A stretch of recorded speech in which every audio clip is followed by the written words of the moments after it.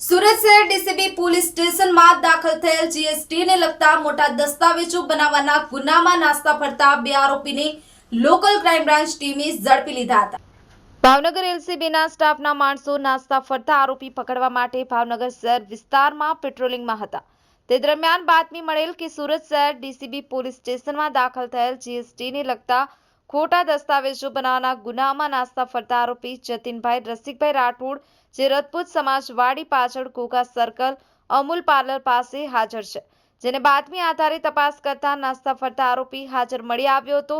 જ્યારે સુરત શહેર DCB police સ્ટેશનમાં દાખલ થયેલ જીએસટીને લગતા ખોટા દસ્તાવેજો બનાવવાના ગુનામાં નાસ્તા ફરતા આરોપી રિયાઝભાઈ ગફારભાઈ રાયતા હાલ તળાજા એસબીઆઈ બેંક સામે ઉભેલ છે, જે બાતમી આધારે તપાસ કરતા આરોપી હાજર મળી આવતા બંનેને ઝડપી પોલીસે કાયદેસરની કાર્યવાહી હાથ ધરી હતી। અલ્પેશ ડાભી, ન્યૂઝ 9 ગુજરાતી, ભાવનગર।